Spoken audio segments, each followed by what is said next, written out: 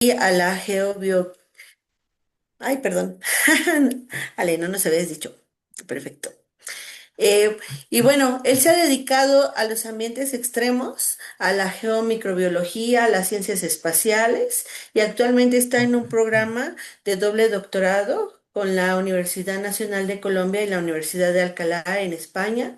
También participa como investigador asociado en el programa Antártico Colombiano y es coeditor en uno de los libros pues ahorita más actuales sobre astrobiología en Latinoamérica.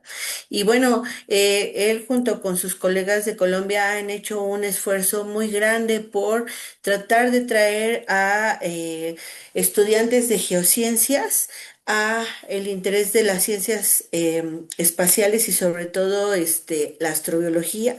Hemos coincidido con él y bueno, pues ahora sí que se ha centrado también en el estudio de Marte, que es uno de nuestros planetas más cercanos y que pues actualmente tenemos mucho interés por las misiones actualmente ahí, dadas por la NASA y que esperamos pronto poder tener muestras de allá. Entonces, adelante David con tu presentación. Vale, Paola, muchas gracias por la invitación, a la doctora Elizabeth, a ti, Paola, a todos los miembros de SOMA, agradecerles mucho por esta invitación extraordinaria a este espacio tan importante que tiene que ver justamente con la divulgación, con la comunicación de temas relacionados con ciencias planetarias, con astrobiología y puntualmente, pues con el tema que les voy a compartir el día de hoy, que tiene que ver justamente con una investigación que está en curso, del cual hemos realmente sacado una gran cantidad de datos, de información asociado con un tema fascinante que es transversal a lo que nosotros trabajamos en estas temáticas de ciencias planetarias, astrobiología, que son justamente los análogos terrestres. Bien, y puntualmente con la isla Gorgona. Entonces ya les voy a contar un poco de la historia de justamente cómo es que surge este proyecto de investigación, cómo se ha empezado a plantear justamente estas similitudes que nos permiten entender un poco más la geodinámica, la geoquímica de una pequeña isla en el Pacífico y puntualmente su relación con el planeta Marte. Bien, entonces permítame, voy a aquí nuevamente a tratar de compartir pantalla, a ver si ya lo puedo hacer desde Zoom. Permítame un segundito, y ahora sí, perfecto. Y ustedes son tan amables, me confirman si se ha podido compartir la pantalla de manera adecuada. Está listo. ¿Sí, listo? Perfecto, súper bien. Entonces, voy a ocultar aquí el panel de... ocultar panel de video, no. Ocultar panel de video, pero ocultar el panel de controles de flotantes. Listo, excelente, excelente. Entonces, muy bien. Vamos a empezar entonces a mencionar un poco justamente este trabajo que se ha venido realizando en temas de los análogos terrestres, que no solamente aquí en Colombia, sino en otras partes del mundo, principalmente en Latinoamérica. Pero es un trabajo que es muy importante porque aporta el conocimiento, aporta justamente a esa brecha que existe entre los países que tienen agencias espaciales consolidadas, con cantidades, digamos, de inversión considerable, ¿verdad? Respecto a otros países en los cuales no tenemos dicha inversión en ciencia y tecnología y que de alguna manera sí que pueden aportar al avance de las ciencias del espacio, las ciencias planetarias, la astrobiología. Y una forma muy interesante y relativamente económica de hacerlo es justamente con la clasificación de análogos terrestres de diferente índole. Entonces vamos a hacer un poco referencia justamente a ese trabajo que se realiza en los diferentes países de la región y en diferentes partes del mundo con los análogos terrestres. Entonces arranquemos pues justamente por esta definición. ¿Qué es un análogo terrestre? Cuando hablamos de análogo terrestre hacemos referencia entonces a esos lugares del planeta Tierra que tienen ciertas características físicas, químicas, geológicas, biológicas o ambientales, aunque la parte biológica es importante mencionar, que juega un papel, digamos, muy particular y muy puntual bajo ciertos aspectos, porque hasta el momento en el único lugar en donde hemos encontrado vida y estudiado vida es aquí en la Tierra, ni en Marte, ni en la Luna, ni en Venus, ni en Júpiter, ¿vale? En ningún otro lugar del universo conocido. Pero sí con algunas particularidades podemos hacer ciertos símiles.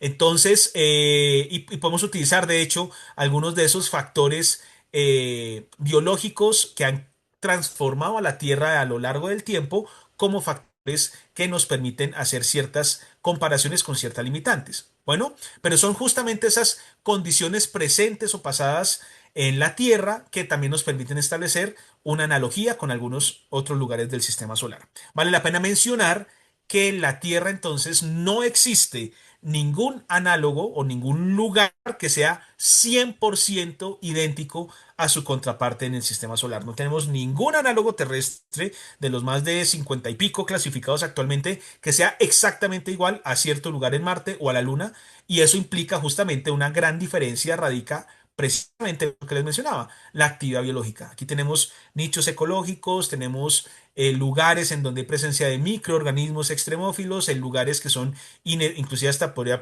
pensarse inesperados, pero en otras partes del sistema solar hasta ahora no lo es. Entonces ya esto marca una gran diferencia. Bueno, y vamos a ver justamente en el caso de Gorgona que esto es bien, bien interesante, ¿no?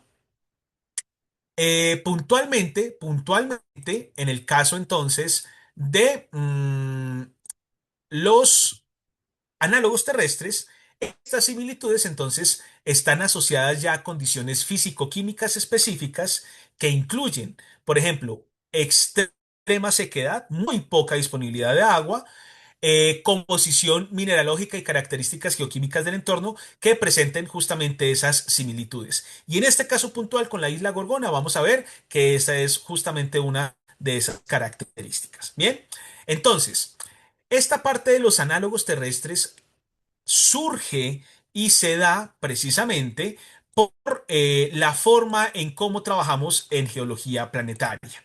Y es que desde la geología planetaria usualmente partimos de casos concretos que son bien conocidos, muy puntuales y cuyas características nos van a dar como un punto de partida para empezar a comparar con otras partes del sistema solar y establecer de esta manera parangones que nos permitan entender los procesos que han ocurrido a lo largo del tiempo y que han transformado dicho ambiente, dicho paisaje en componentes geomorfológicos, geológicos, ambientales, y esto ya nos permite justamente tener una caracterización de esos análogos. Es decir, en geología planetaria trabajamos con la metodología del razonamiento que es más de tipo inductivo, no tanto deductivo. Y aquí es donde usualmente ocurren roces con los astrónomos, con los físicos, en donde parten de principios generales, principios universales, gravitación universal, relatividad, etcétera, entender fenómenos particulares. Pues aquí nosotros partimos de los particulares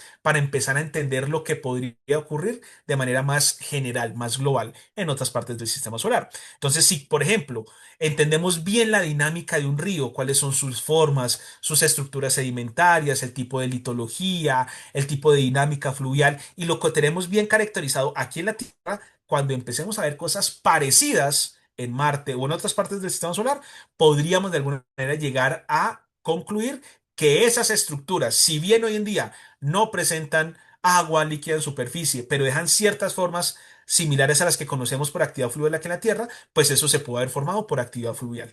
Esto no desliga la, digamos, importancia de empezar y siempre tener en mente las múltiples hipótesis, ¿no? Aquí es muy importante no casarse con una sola hipótesis, sino evaluar múltiples hipótesis para justamente tratar de entender cómo es que se han formado esas estructuras en otras partes del sistema solar, puntualmente en cuerpos rocosos. Bueno, desde la geología planetaria esto es muy importante. De tal manera que los análogos terrestres se muestran entonces como una oportunidad extraordinaria justamente para poder estudiar esos procesos que ocurren en otras partes del sistema solar. Como les decía, una de las maneras tal vez más comunes que, pues, a ver, a la final no, no resulta siendo tan común porque en muchos de nuestros escenarios latinoamericanos, los países que tenemos aquí en Latinoamérica, en la región, pues no cuentan ni siquiera con agencia espacial, como en el caso de Colombia. Nosotros aquí no contamos, a diferencia de lo que ocurre en México o ocurre en Brasil, en Argentina, que sí tienen sus agencias espaciales propias y que eventualmente con sus limitaciones y dificultades, como lo sabemos y somos todos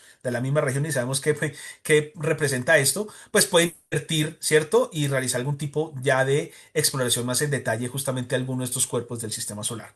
Bueno, ya lo vemos con agencias espaciales realmente bien consolidadas, dígase JAXA, NASA, la Agencia Espacial Europea, Roscosmos, bueno, en fin, la Agencia Espacial China, que tienen ya la oportunidad inclusive de enviar misiones a explorar, sea in situ o de manera orbital, de manera remota, las superficies planetarias. ¿Verdad? Entonces, de allí obtener datos y obtener información de muy alta calidad y de muy alto detalle, espectralmente hablando, espacialmente hablando, que nos permita entender un poco esos procesos evolutivos de los cuerpos rocosos.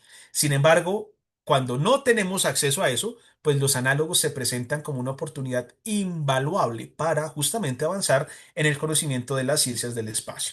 Entonces, algunos análogos del mundo, por ejemplo, reconocidos, la isla Devon en Canadá, como es el lugar en donde sus características físicas, químicas, ambientales se parecen y se asemejan mucho a algunos sectores de Marte, inclusive han servido para poder establecer bases análogas que han permitido el entrenamiento de astronautas. Entonces, la isla Devon es uno de los tantos análogos terrestres que queda ubicado en Canadá y que sirve justamente para este propósito. Está también otro muy famoso, muy conocido, que es el río Tinto en España. Es un río con una acidez altísima, un río que se ubica en la región de Oviedo en España, en donde está asociado también a algunas zonas de minería activa, donde se extrae cobre, se extrae hierro y que aporta justamente también ese componente de alta acidificación a estos ambientes, ¿no? Hay de hecho varios estudios que indican que también la acidez de este río no solamente proviene de las aguas contaminadas por lixiviados de la extracción minera, sino que también es una característica propia del río como tal por el tipo de litologías con el cual interactúa, lo cual es algo también muy interesante, muy interesante. Entonces el río Tinto pues presenta un pH de 2,3, agua muy ácida, sedimentos basales en condiciones anóxicas, como las que uno esperaría encontrar, por ejemplo, en algunas cuencas en Marte. Presenta gran cantidad de óxidos de hierro y ácido sulfúrico y son ambientes generalmente oligotróficos, es decir, muy escasos en nutrientes. Digamos que estas condiciones dan, estas similitudes en condiciones, dan un punto de partida también para estudiar algunos lugares que presentan similitudes geoquímicas con la superficie marciana particularmente. Allí en Marte no tenemos agua líquida en superficie como sí tenemos acá, pero a pesar de eso, viendo más allá justamente de lo obvio, ¿verdad? Que es ver el cuerpo de agua, pues estas condiciones sí que lo hacen un lugar muy interesante para establecer esas similitudes. Otros análogos de otro tipo incluyen, por ejemplo, los asociados con procesos volcánicos. Hawái, de hecho, la gran isla de Hawái tiene campos volcánicos con lavas de tipo Pahoehoe y tipo AA, que son lavas de composición basáltica, en los cuales, por su morfología, por su geoquímica y también por la dinámica en superficie, presentan ciertas similitudes con lo observado en Marte. Es más, también gracias a datos de la Mars Reconnaissance Orbiter, puntualmente de la cámara CTX y de la cámara HiRISE, que está a bordo de esta misión, se han podido identificar en las zonas volcánicas de Marte estructuras que se asemejan a esto, que son los tubos de lava. Bien, desde Marte tenemos solamente esa identificación desde, digamos, desde el espacio, ¿cierto? De manera satelital. Aquí en la Tierra sí que podemos estudiar los tubos de lava que se encuentran en Hawái, hay otros en Islandia, y que son estructuras que se generan por la solidificación de los flujos de lava. Pensémoslo aquí le decimos en Colombia pitillo, creo que en México le dicen popote, ¿sí o no? Cuando uno tiene un granizado, se está tomando un juguito natural, rico, y bueno, uno empieza a chupar en el jugo por el popote o por el pitillo, pues resulta que eso es hueco. ¿Verdad? Pues bien, cuando salen estos flujos de lava, que usualmente por su composición geoquímica son flujos de lava muy poco viscosos, presentan una baja viscosidad. Es decir, eso les permite recorrer grandes distancias. presentan bajo contenido en sílice, poco contenido de volátiles y muy altas temperaturas, pues fluyen muchísimo, ¿verdad? Y la parte externa de esos flujos de lava se solidifica primero, generando como un caparazón, como un cascarón, como una cubierta de ese flujo de lava. El flujo de lava sigue y cuando una vez cesa la actividad, este tubo, esa estructura queda hueca por dentro y forma estos tubos de lava que son tan importantes y que de hecho inclusive sirven y se han sugerido como posibles estructuras en las cuales puedan ser utilizadas para poder consolidar futuras infraestructura para astronautas que de manera temporal o permanente quieran llegar o a Marte o inclusive a la Luna, porque también en la Luna se han encontrado este tipo de estructuras. Otro análogo interesante del cual les quiero hablar y les quiero comentar justamente porque ha sido parte de nuestros proyectos de investigación, como bien lo mencionaba Paola Molina hace un instante con la presentación, desde el año 2021 hemos venido desarrollando ya expediciones a la Antártida de manera un poco más continua. La idea es justamente continuar con estas expediciones al continente blanco el próximo año, estudiando otros ambientes muy interesantes de esta parte del planeta Tierra y puntualmente en esta región que es la isla de Excepción.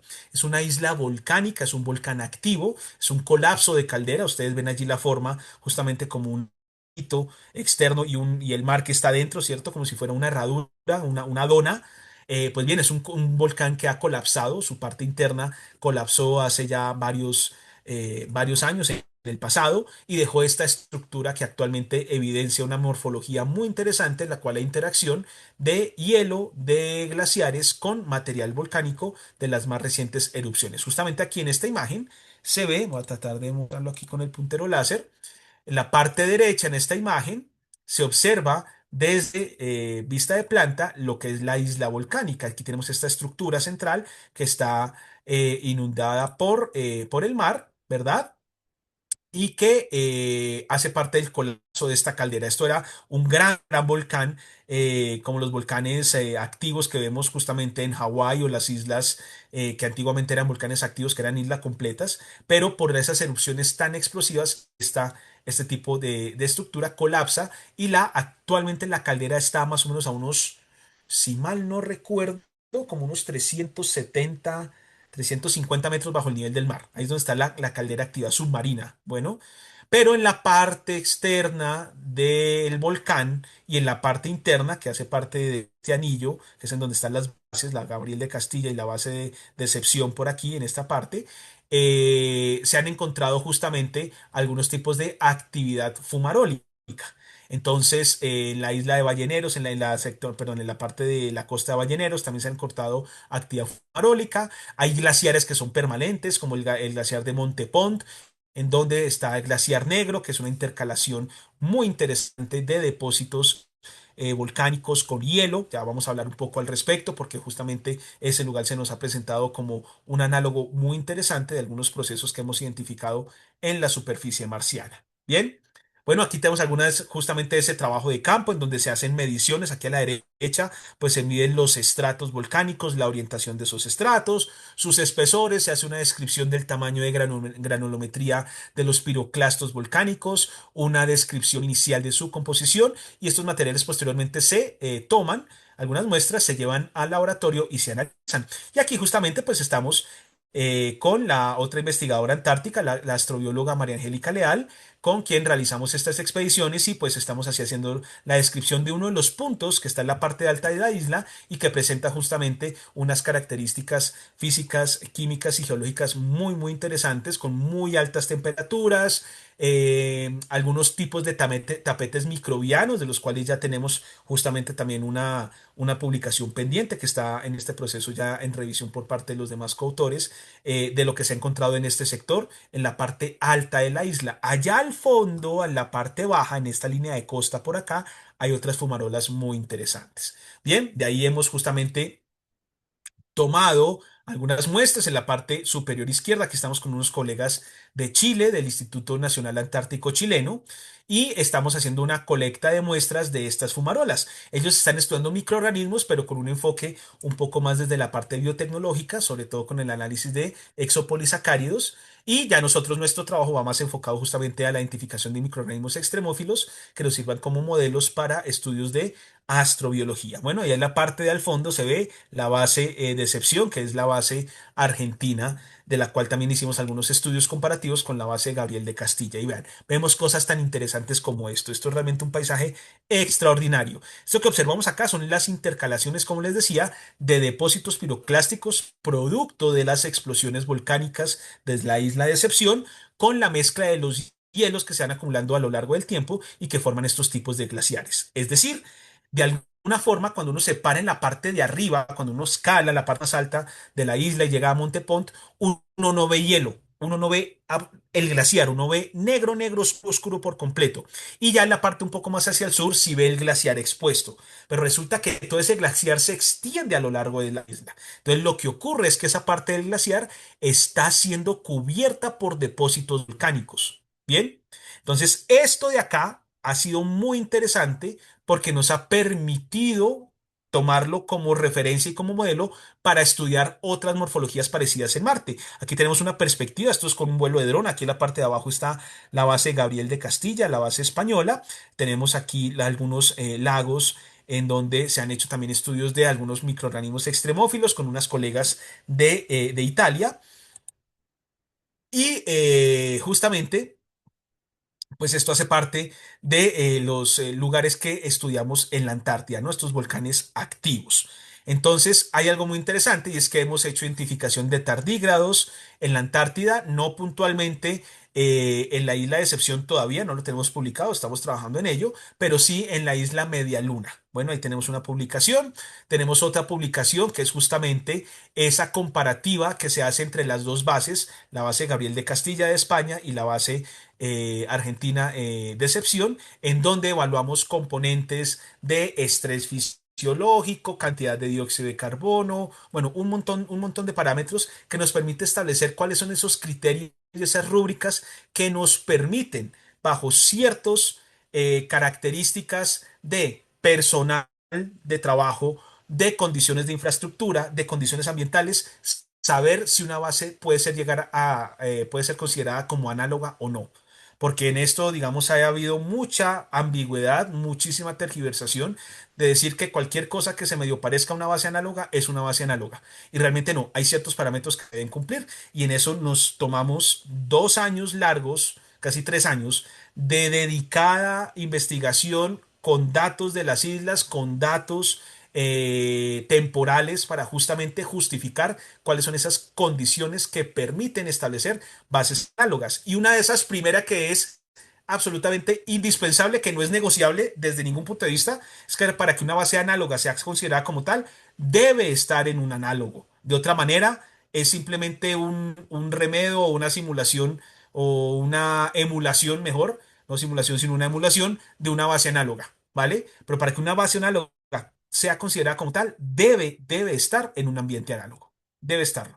Entonces, por eso nuestro trabajo se enfocó primero en este de acá, este es de febrero, este de la izquierda, que es el potencial de la isla de Excepción como un análogo terrestre, ¿vale? Este de acá, aquí lo pueden escanear, el código QR para poder leer el artículo. Bueno, después ya vimos cuáles son esos procesos geológicos que son análogos y los comparamos en la isla de Excepción con un volcán en Marte, justamente el volcán Ecatestolus. Y en Ecatestolus también vimos rasgos glaciológicos dinámicos que se asemejan a ese movimiento de grandes masas de hielo cubiertos por piroclastos. Parámetros que comparamos con la isla de Excepción, de los cuales sí que podíamos tener datos de campo, poder medir los espesores de los hielos y de los piroclastos, poder medir la extensión, compararlo con imágenes satelitales para ver los patrones de fracturamiento glaciar, puntualmente fracturamiento que va en dirección del desplazamiento del glaciar y paralelo al desplazamiento del glaciar. Bueno, y todas estas estructuras geomorfológicas nos dieron pie justamente para empezar a identificar esos rasgos que son inequívocos de la dinámica glaciar en función de la cobertura de los hielos de decepción con piroclasto volcánico de la reciente erupción que tuvo esta isla, que fue en la década del 70, en la erupción del 68, 69 y 70, y que cubrieron justamente esos depósitos de hielo, ¿no? Esos grandes casquetes de hielo que hacen parte de los glaciares permanentes de la isla volcánica.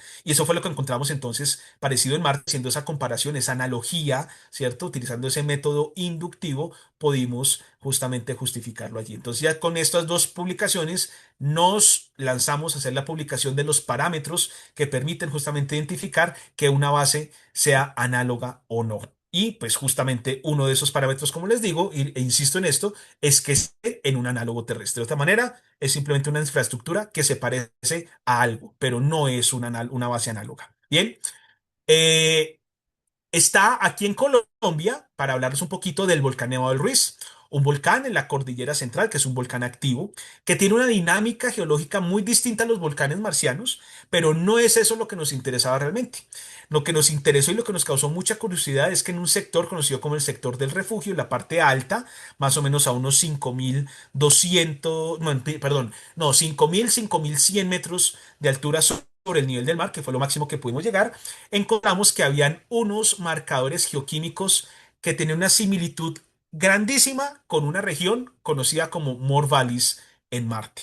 Entonces tomamos las muestras justamente de roca para analizarlas en laboratorio, se hizo un estudio geoquímico, se hizo un estudio mineralógico de dichos componentes rocosos que hacen parte de las pendientes glaciares y periglaciares del volcán Nevado del Ruiz, y se encontró que tienen una similitud bastante grande con Marte. Esos datos de Marte son utilizados o se analizaron a través de un instrumento que es CRISM y que nos permitió utilizar información de espectroscopía en infrarrojo para comparar las firmas espectrales y ver esa similitud, y encontramos que sí hay un parecido bastante importante. Pero además hay un potencial biogeoquímico muy grande, porque además se analizaron microorganismos oligotróficos que están tanto en la roca como en la parte de las cenizas volcánicas del Ruiz, y se encontraron que son microorganismos que son solubilizadores de fosfato y fijadores de nitrógeno. Y esos microorganismos sí que también nos permiten hacer, pues, o empezarnos a pensar que en materiales parecidos y bajo condiciones parecidas a las que comparamos entre el Nevado del Ruiz aquí en Colombia y More Valleys en Marte, pues pueda llegar a ser este lugar en Marte un lugar de alto potencial para estudios astrobiológicos. Bien, entonces digamos que con estos ejemplos hay muchísimos más, una literatura muy amplia en análogos terrestres en diferentes partes del mundo, pero aquí en Colombia no teníamos hasta que se sacó justamente este trabajo del Nevado del Ruiz, viene otro en curso, y empezamos también a pensarnos Gorgona. Y esto surgió justamente porque discutiendo con algunos colegas unos geólogos planetarios de la región, de Estados Unidos, con unos astrobiólogos de Europa, empezamos a ver justamente el tema de los análogos terrestres, y se nos preguntó, bueno, pues bueno, en Hawái están estas islas, aquí en Colombia no habría algo parecido. Y de casualidad, durante esa conversación, surgió la posibilidad de que en términos litológicos de la composición de las rocas de la isla Gorgona podría haber cierta similitud, y quedó la idea por ahí. Y cuando ya empecé a pasar la propuesta de doctorado, yo dije, oiga, esto que surgió alguna vez en un evento científico podría ser justamente un tema interesante de exploración en detalle. Y entonces me decidí a hacer este proyecto de investigación, que era la caracterización de la isla Gorgona como un posible análogo terrestre. Pero para llegar a ese punto, había que ver primero la viabilidad, ¿cierto? Entonces, ¿qué similitud tiene la isla Gorgona con Marte?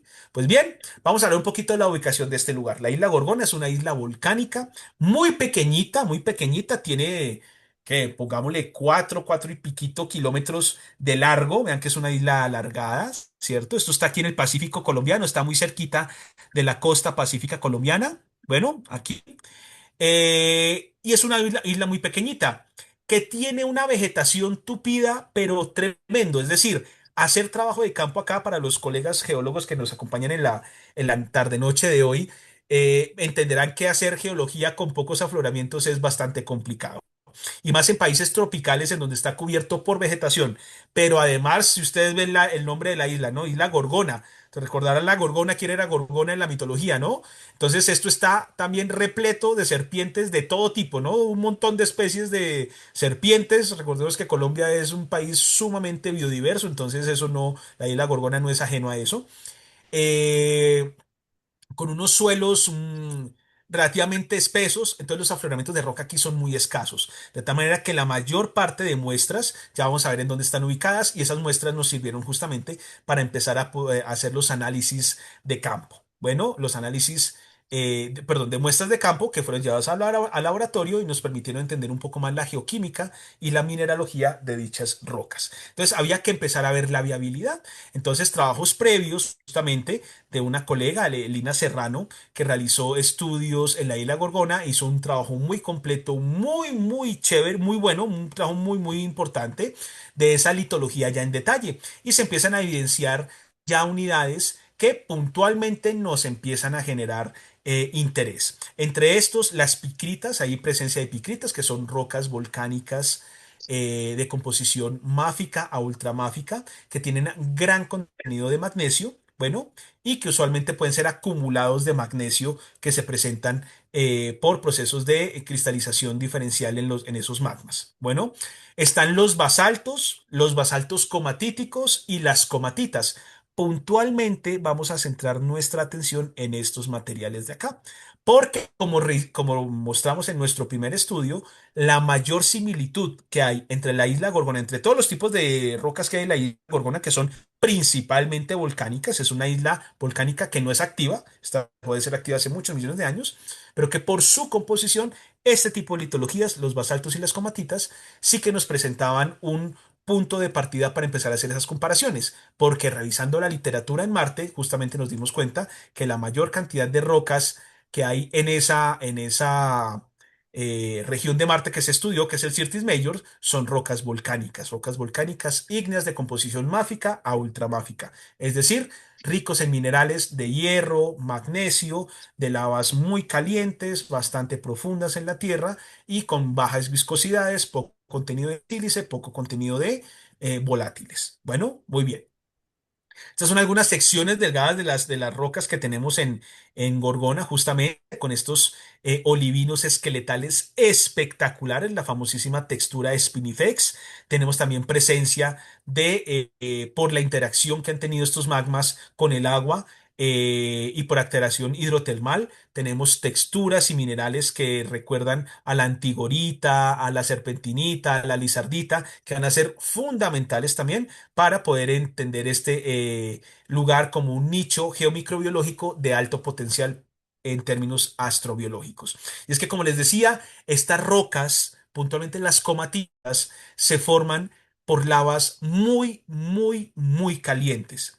Es más, el caso de Gorgona es bien particular. Si bien no tiene, digamos, una asociación directa con lo que hemos comparado en Marte, sí que tiene una interpretación geodinámica puntual que se ha discutido en detalle en esta primera publicación que ya les voy a compartir. Y es que resulta que todas las comatitas que hay en la Tierra, que es un tipo de roca ígnea, un tipo de roca volcánica, de producto de enfriamiento de lavas muy, muy calientes que vienen muy profundo del manto, que puede ser este hidratado o seco, eso todavía está en discusión, eso no está muy claro todavía, pero presentan justamente condiciones de muy altas temperaturas, eso sí es muy importante. Y ese rápido enfriamiento genera diferentes tipos de texturas, entre esos esta famosa textura que ven aquí en la roca de la derecha como unos arañones, ¿vale? Estos son cristales de olivino alargados, esto se denomina una textura spinifex. Aquí también se observa en la parte superior. Pues bien, estas rocas están restringidas casi que en su totalidad al eón arqueano y al eón proterozoico. Es decir, estamos hablando de rocas que el eón arqueano va desde los 4.000 a los 2.500 millones de años y el proterozoico va de los 2.500 millones de años a los 450 y pico millones de años, que empieza ya el Cámbrico. Bueno, entonces, son rocas muy antiguas. Las rocas de Gorgona son las únicas comatitas del Fanerozoico y son las comatitas más jóvenes de la historia de la Tierra. Son de edad cretácica, son de más o menos unos 90, 92 millones de años. Son muy, muy jóvenes. Y eso en términos geodinámicos es muy interesante porque nos dice que a pesar de que la Tierra se ha ido enfriando, todavía tuvo la capacidad de generar lavas muy calientes bajo contextos de dinámica interna muy particulares que permitieron esos emplazamientos de lava, ¿vale? Entonces, ¿qué es lo interesante de esto? Que cuando lo empezamos a comparar con Marte, como ya les voy a mostrar a continuación, tenemos allí terrenos de diferentes edades. Lo que pasa es que allí las edades geológicas en Marte, que son el Noaquiano, el Esperiano y el Amazoniano, son pedazos muy grandes de tiempo. Entonces, digamos que ya restringirlo tan detalladamente como sí lo podemos hacer aquí en la Tierra por la facilidad que tenemos de adquirir muestras de campo y llevarlas al laboratorio y datarlas, cosa que no pasa en Marte. Bueno, y menos ahora que estas muestras que están allí, que iban a ser retornadas a la Tierra, como que se van a demorar mucho más, pues bueno, va a ser más complicado. Pero sí que podemos tener ciertas límites de tiempo. Entonces, el noaquiano, el esperiano y el amazoniano son periodos de tiempo que están, digamos, bien restringidos en función de la densidad de cráteres de impacto y nos muestran que justamente dentro de la región que se ha hecho esta comparación con Isla Gorgona, que es el Sirtis Major, tenemos un abanico grande de edades. Entonces, podemos tener terrenos muy antiguos y relativamente nuevos con presencia de estos materiales máficos y ultramáficos que hemos detectado en la isla Gorgona. Entonces, bueno, antes de entrar ya a establecer esta analogía, pues necesitamos empezar a evaluar, ¿cierto? Esa similitud.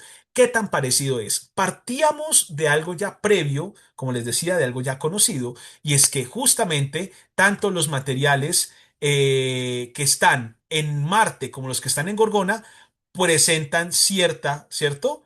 Eh, de alguna manera cierta similitud geoquímica, ¿verdad? Cierta similitud geoquímica.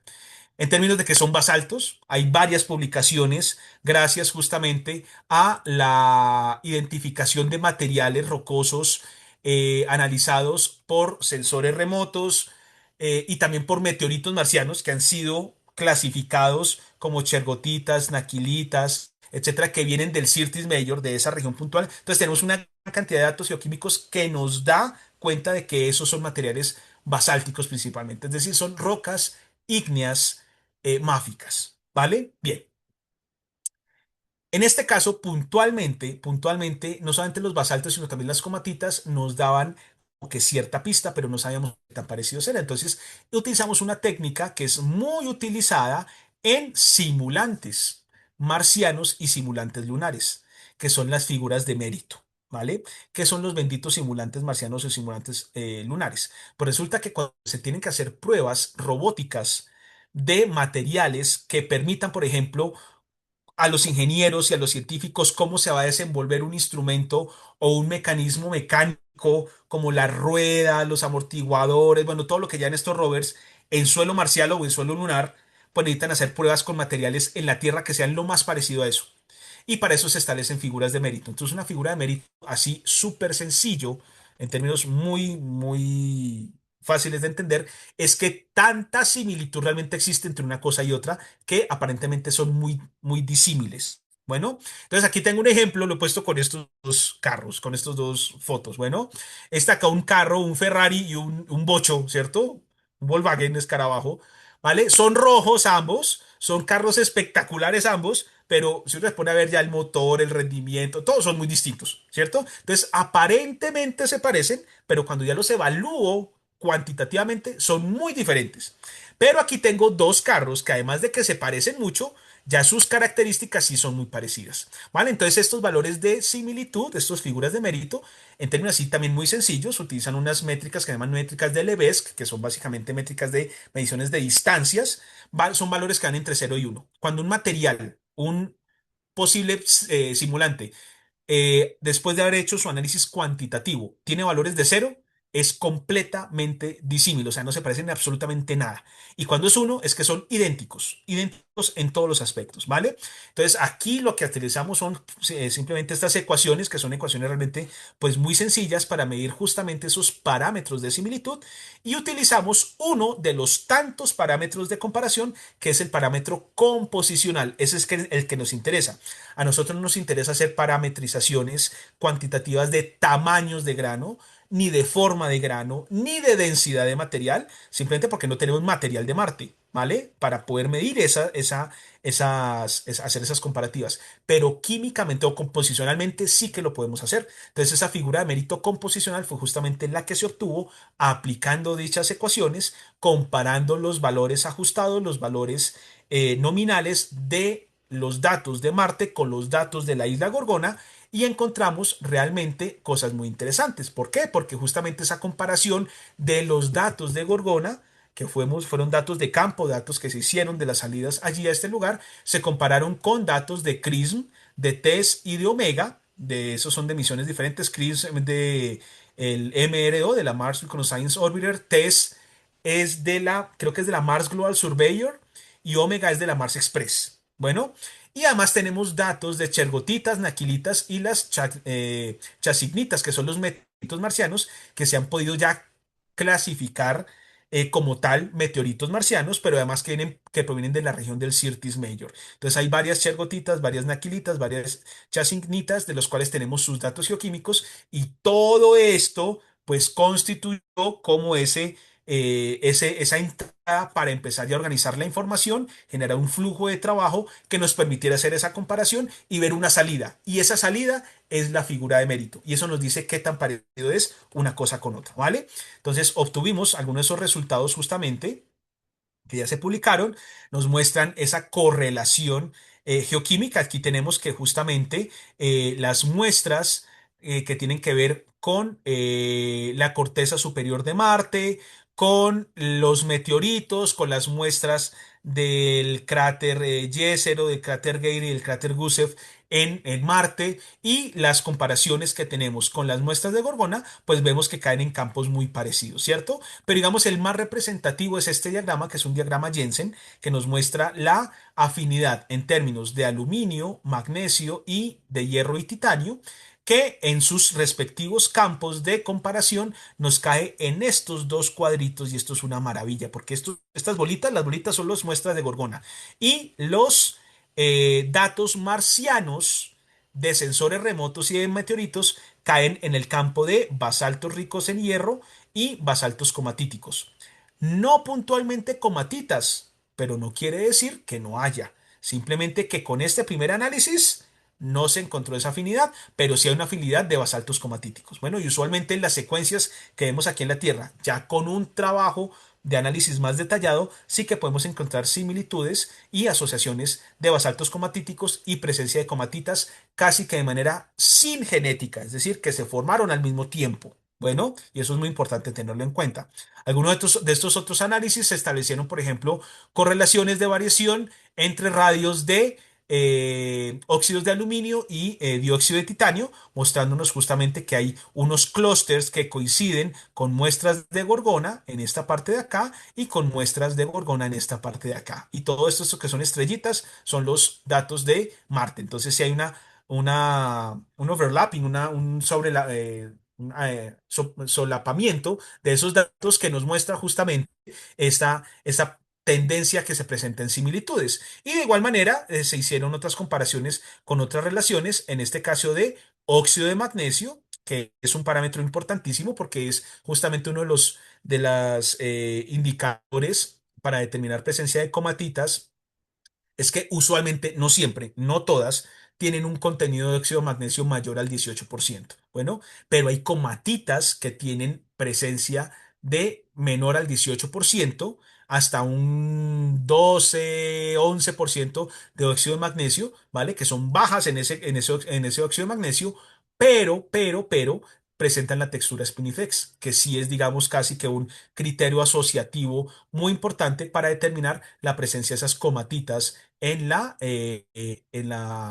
el estudio que uno está haciendo de ese tipo de rocas. Bueno, y aquí están las figuras de mérito. Entonces, para hacerles así un resumen rápido y sencillo, el valor que tiene justamente estos datos comparativos, aquí vemos la linecita punteada, es como el umbral mínimo que se ha establecido justamente comparados con la literatura de otros tipos de simulantes. Ese es como ese valor de 0,87 es el valor mínimo que debe tener un material para ser considerado un símil, para ser considerado realmente un simulante, o sea, es decir, para encontrar una similitud grande. Y encontramos justamente que de las litologías de Gorgona, esas comatitas con menos del 18% de óxido de magnesio, junto con otros basaltos y basaltos comatíticos, presentan una alta similitud.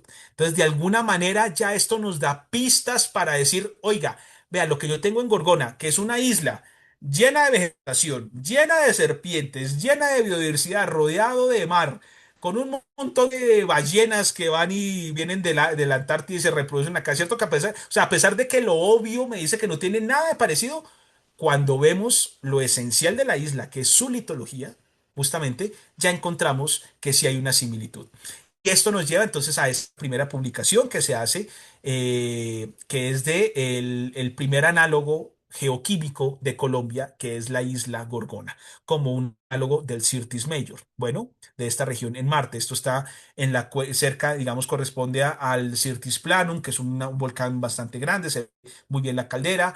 Está la parte de Isidis Basin, de la cuenca Isidis, y es en donde cae justamente el cráter Jezero. Bueno, esa es la región del Syrtis Major, que va desde los 45 grados de longitud este hasta los 90 grados de longitud este y de 0 grados de latitud norte, bueno, o sea, desde el Ecuador hasta los 30 grados de latitud norte. Esa es la extensión del cuadrángulo 13 de la región conocida como el Syrtis Major, ¿vale?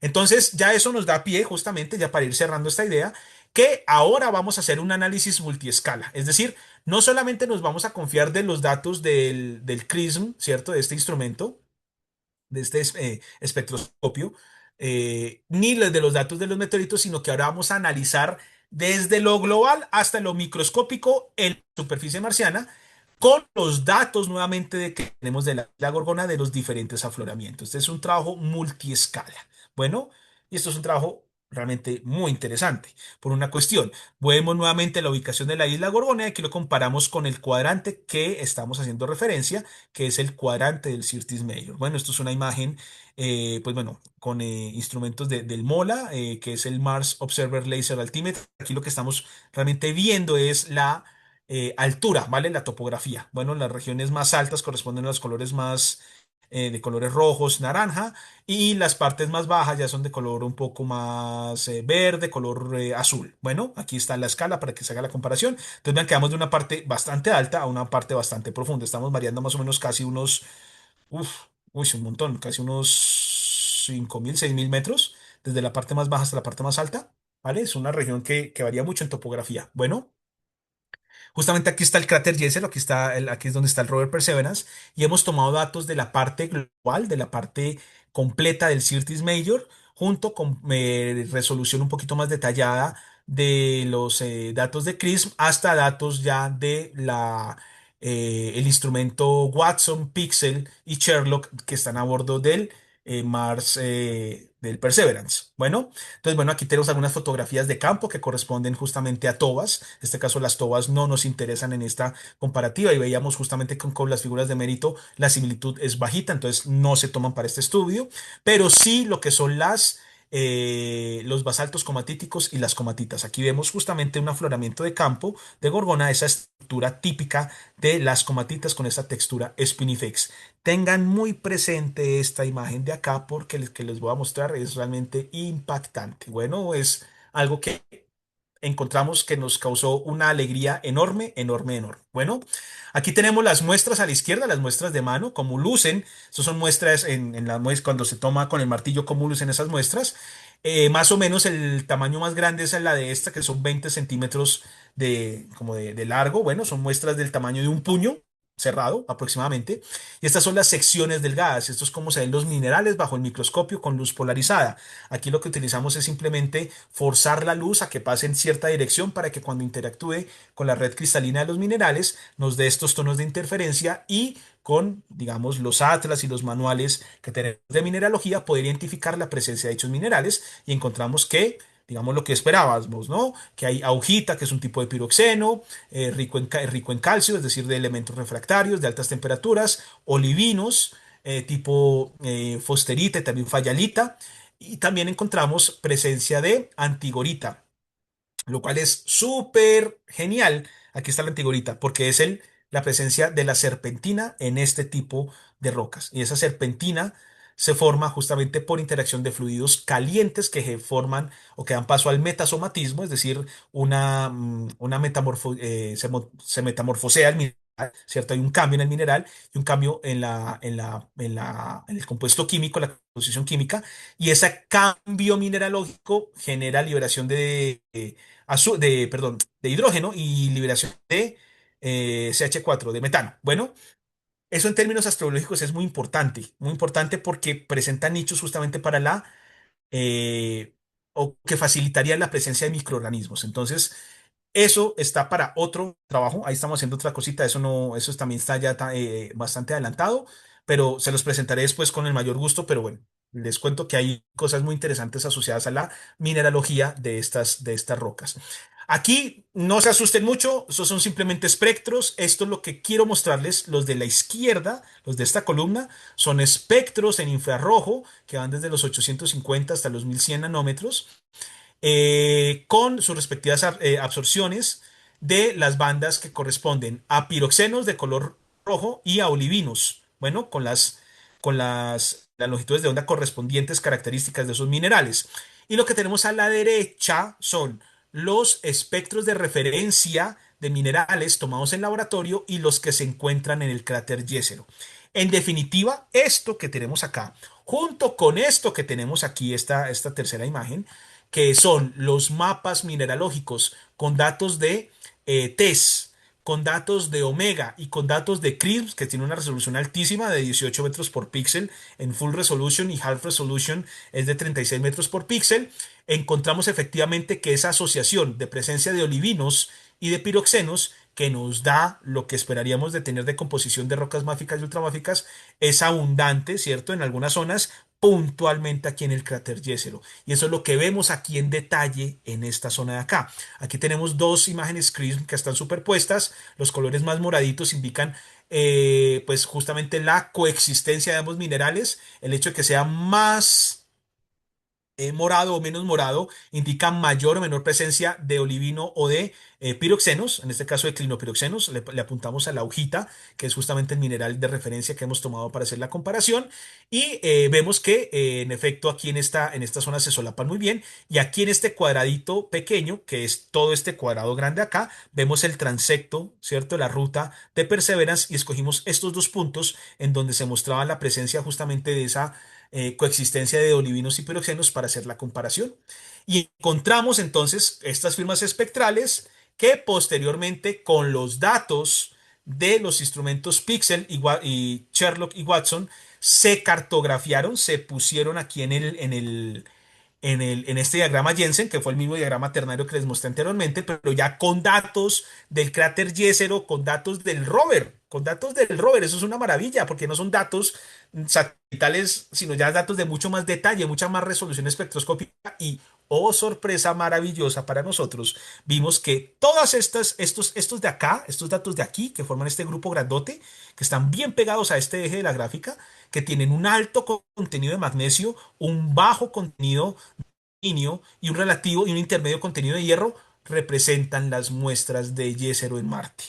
Entonces ya nos caen no solamente en el campo de los basaltos comatíticos, sino también de las comatitas. Y cuando los comparamos con los datos terrestres, vemos que hay un solapamiento con ciertos tipos de comatitas, que es absolutamente maravilloso, pues precisamente ver esa comparación. Y esas comatitas nos caen con las que tienen alto contenido de óxido de magnesio, que está muy bien, y algunas basaltos comatíticos que tienen bajo contenido de óxido de magnesio. Bueno, que es como el parámetro que casi que estándar en todo el mundo se utiliza para diferenciar una comatita de un basalto junto con la textura Spinifex.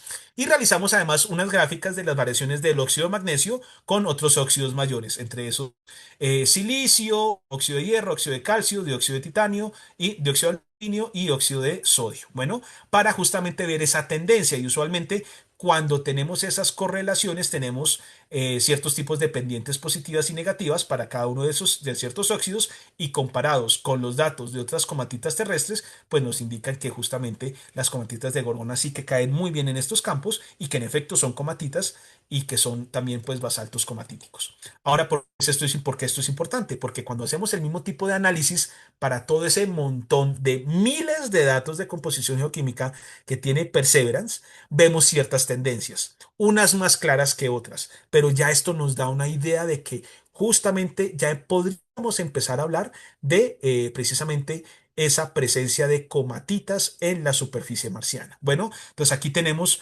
justamente esa comparación de óxido de magnesio con otros tipos de óxidos de diferentes soles. Recordemos que los días en Marte no se miden como los días terrestres, sino que son los soles. Entonces el Sol 257, el Sol 270, el Sol 294 y el Sol 301.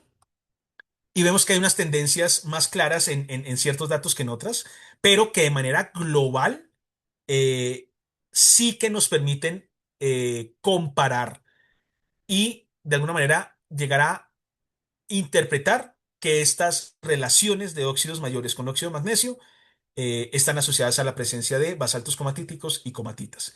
Entonces ya tenemos aquí un marco completo, ¿no? La comparación litológica, la comparación mineralógica, los elementos principales, la espectroscopía y vemos que justamente esas litologías de Gorgona se empiezan a parecer ya mucho a las litologías que estamos estudiando en el cráter Jezero con presencia de altos contenidos de olivinos, altos contenidos de piroxenos, que valga la pena decir, esto no es algo que nosotros hayamos descubierto, esto viene ya de hace unos años para acá, más o menos del 2021, 2022, ya se traía la sospecha que había carbonatos ricos en hierro y que había presencia de olivinos, y esto ya fue publicado en Science por Liu y colaboradores, trabajos de otros colegas, ¿sí? Que, bueno, de hecho están referenciados en este nuevo trabajo que estamos haciendo, que muestran justamente que sí hay una cantidad considerablemente alta de olivinos y clinopiroxenos. Aquí simplemente lo que estamos viendo es cómo lo comparamos con la isla Gorgona para darle esa puntada final como un análogo geoquímico aquí en Colombia.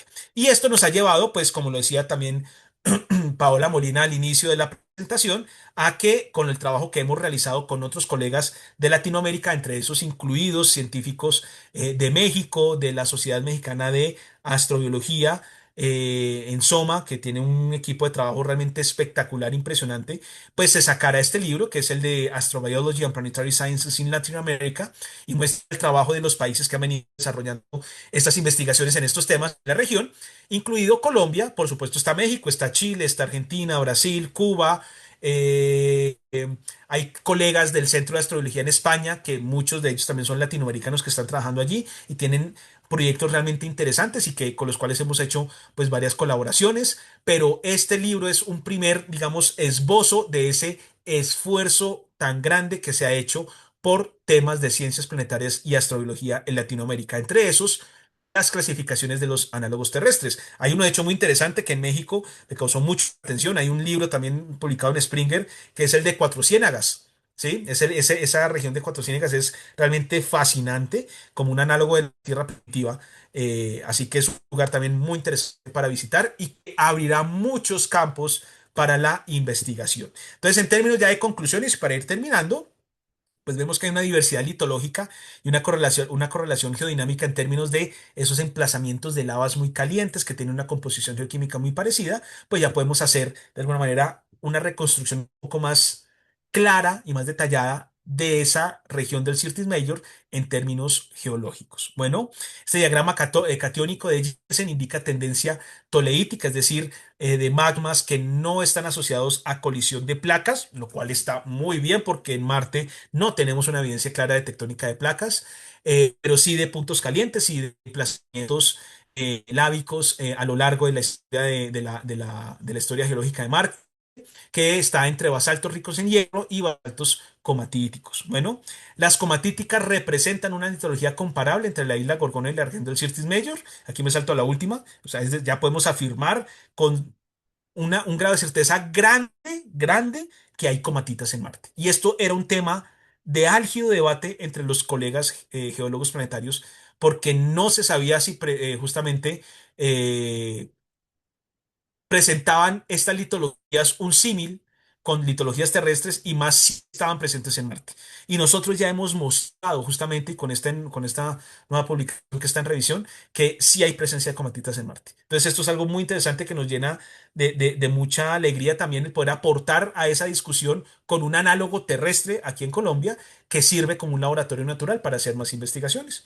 Y ya finalmente, pues los valores de las figuras de mérito obtenidos alcanzan o superan el umbral de similitud, permitiendo así establecer esas analogías significativas y también un análisis multi escala muestra una alta correlación entre esas litologías que están presentes en la isla Gorgona y en la región del Syrtis Major.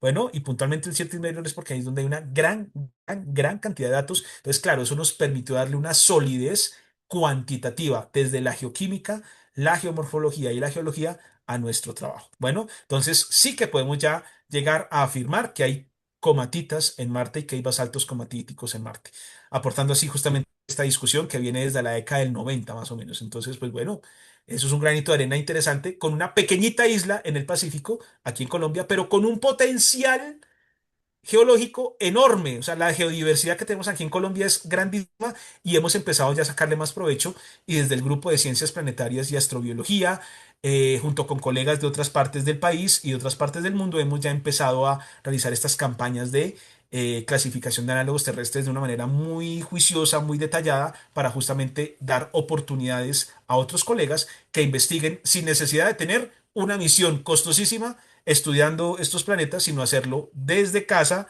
desde el territorio y abriendo y cerrando unas brechas justamente de participación de científicos latinoamericanos en temas de ciencias espaciales, astrobiología, geología planetaria. Así que bueno, doy espacio para que hagan preguntas, por favor. Aquí están mis redes sociales, en Instagram y mi correo electrónico, ¿vale? Me pueden escribir, así que agradezco enormemente la invitación a participar de este espacio tan bonito que yo pues soy, pero fan número uno de Soma, con mis colegas allá en México, y bueno, muy agradecido por esta oportunidad y espero que en algún punto podamos hacer un trabajo de campo en el Nevado del Ruiz y en Gorgona haciendo geología planetaria y astrobiología ya con análogos plenamente clasificados y establecidos gracias a estas publicaciones y a estas investigaciones que hemos realizado. Así que bueno, damos espacio para preguntas. Muchas gracias. Pues le damos eh,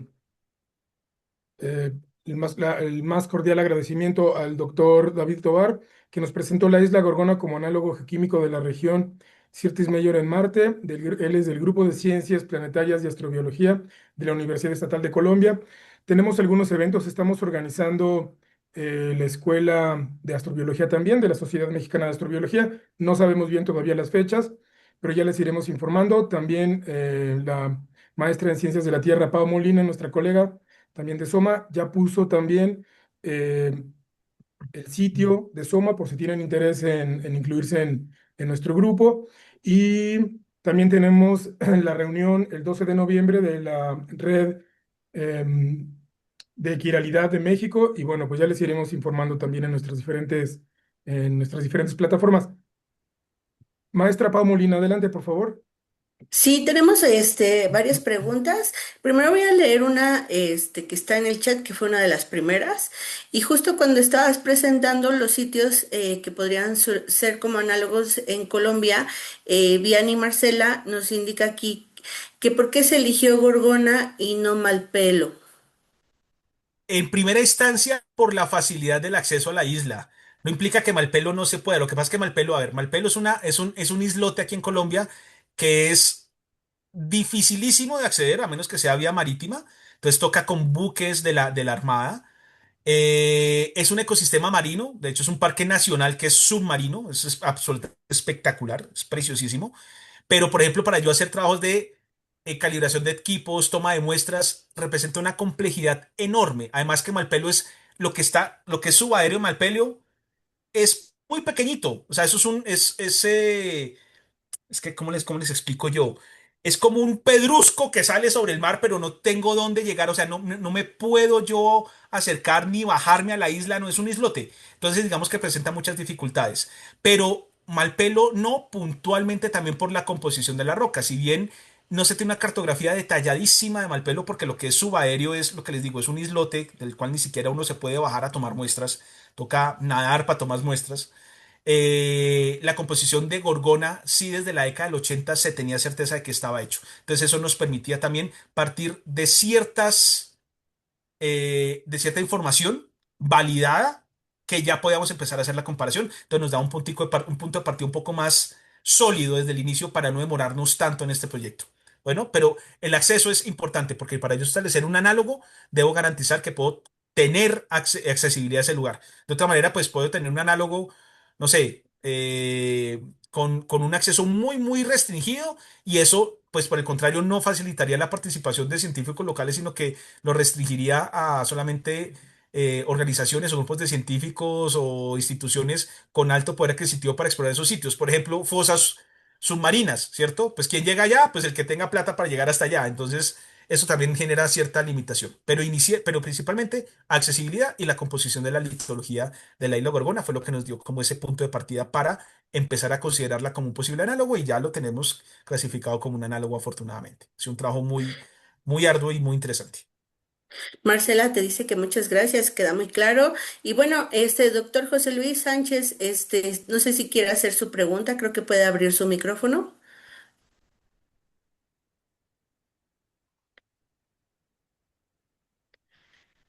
Creo que no. Entonces, bueno, ya escribió aquí su pregunta y nos dice que si los microorganismos fijadores de nitrógeno del Nevado de Ruiz son del tipo Rhizobium. Mira, te agradezco enormemente la pregunta. No recuerdo si puntualmente son Rhizobium o no. En el artículo, yo con mucho gusto te comparto el artículo, ahí está. Fueron dos tipos de microorganismos, pero no recuerdo si Rhizobium. Es que yo para los nombres yo soy geólogo de formación, entonces a mí los nombres en microbiología me causan mucha, o sea, no me los aprendo fácil. Bueno, pero en el micrófono, perdón, en el artículo están. Listo, entonces yo te comparto con mucho gusto el artículo, ¿vale?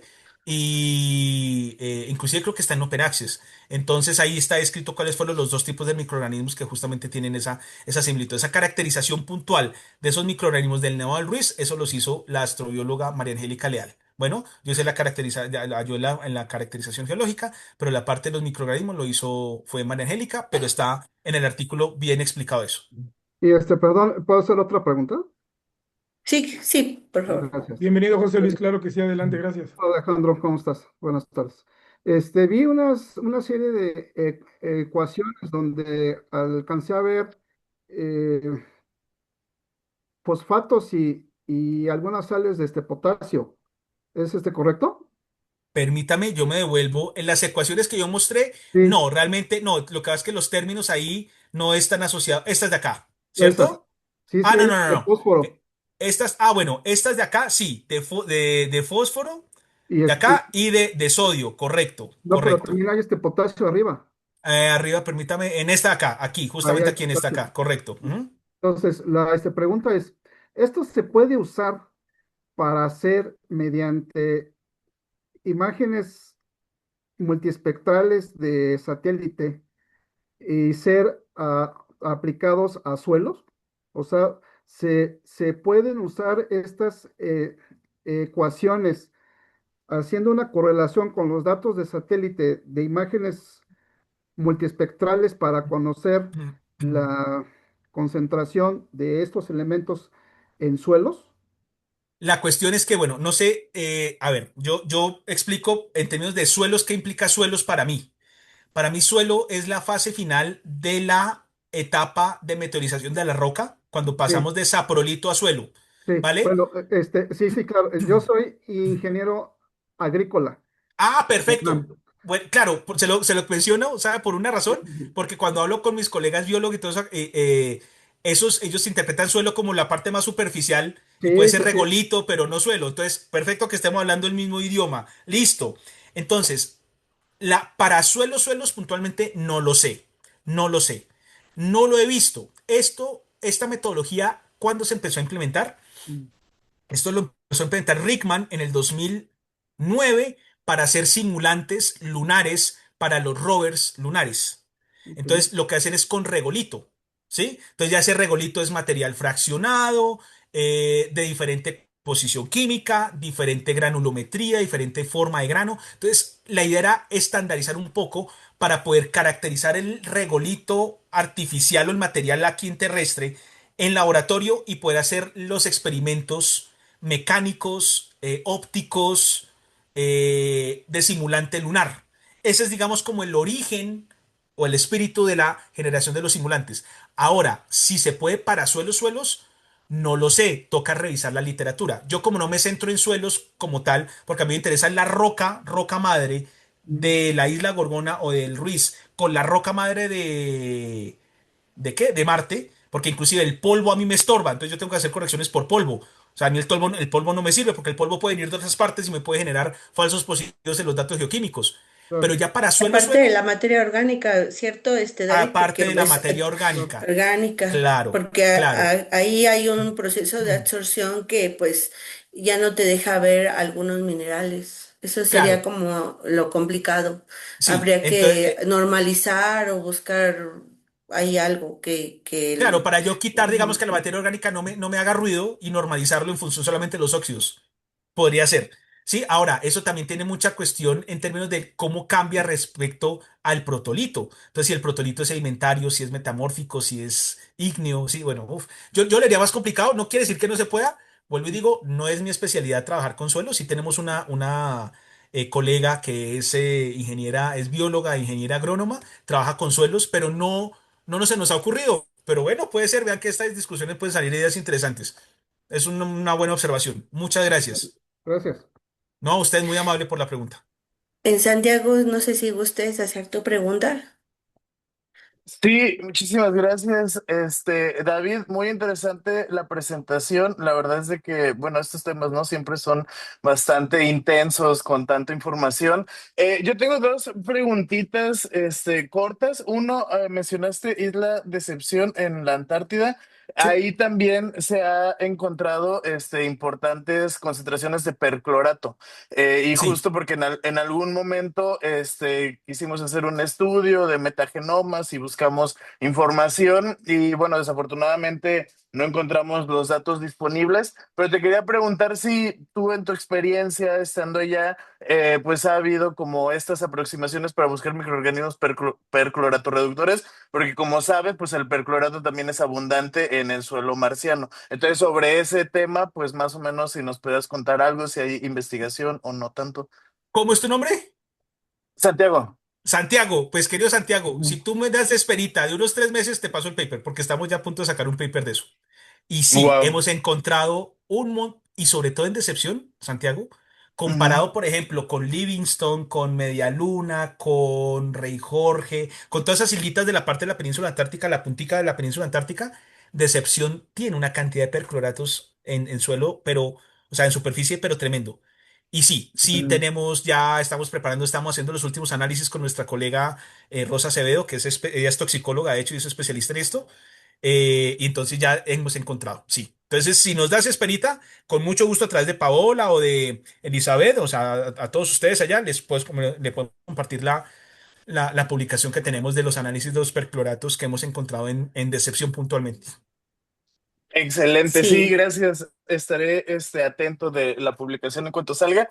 Y otra pregunta también, en Isla Gorgona, o sea, ¿realmente ahí han explorado algún tipo de microorganismos igual, de tapetes? ¿Hay algunas estructuras de estas como ancestrales, trombolitos, estromatolitos, o todavía no han puesto atención, dirigido la investigación hacia esas, bueno, hacia la geomicrobiología, ¿no? Pero ya más para los microbios que en lo geo.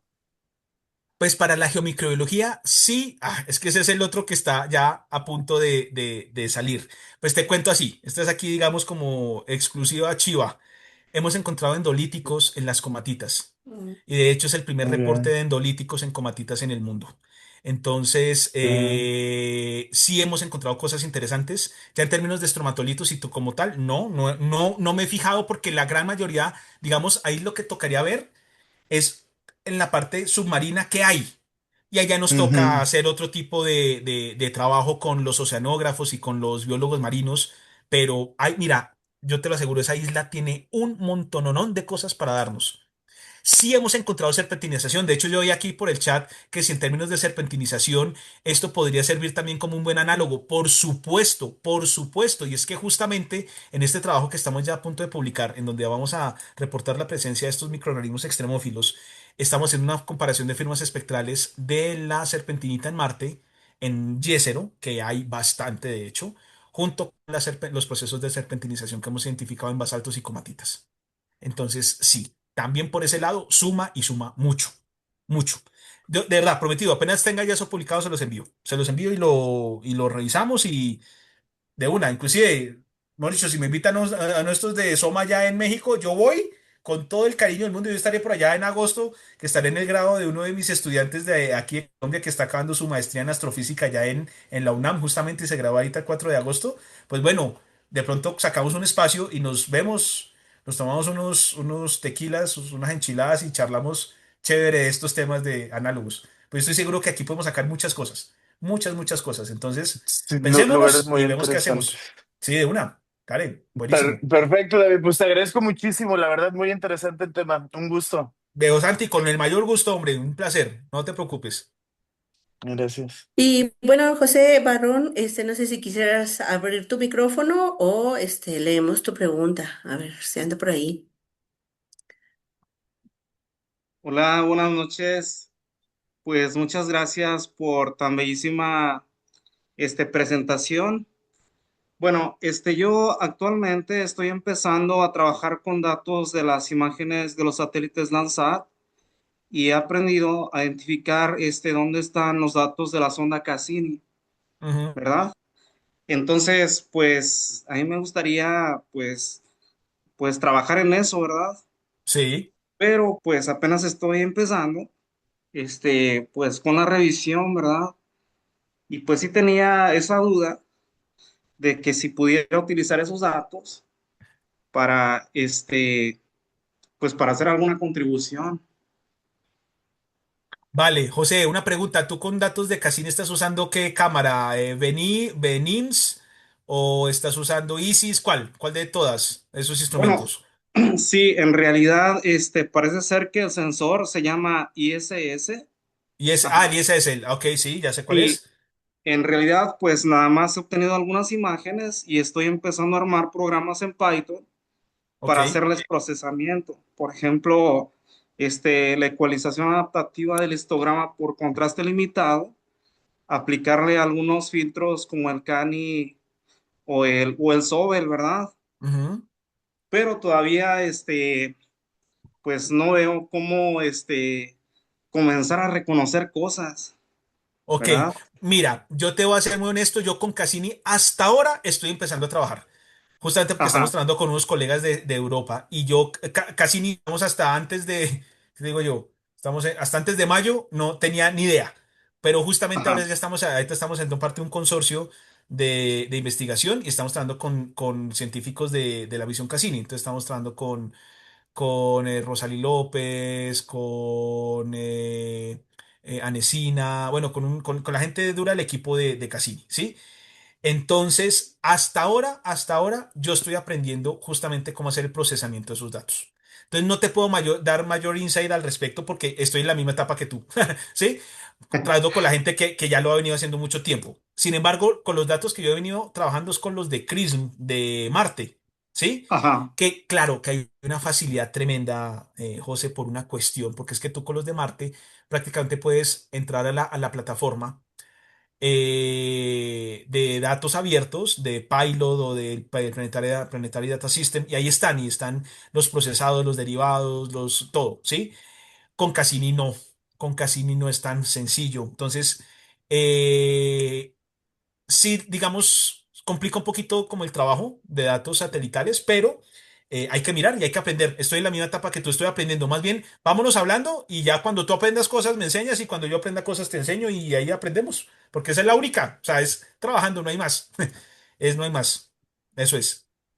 sí, bueno, pues, pues voy a leer sus artículos científicos, pues para aprender. Yo, la verdad, todavía no tengo, estoy empezando en esto de la investigación. Entonces, pues he obtenido las imágenes y estoy Ujú. aprendiendo a procesarlas, ¿sí? Perfecto, perfecto. Listo, José, anota, mira, aquí vuelvo y dejo aquí en la presentación mis redes Ajá, sociales, ahí está mi correo electrónico, me pueden escribir y con mayor gusto, ahí yo estoy ajá, atento para que charlemos, con el mayor gusto, sin problema.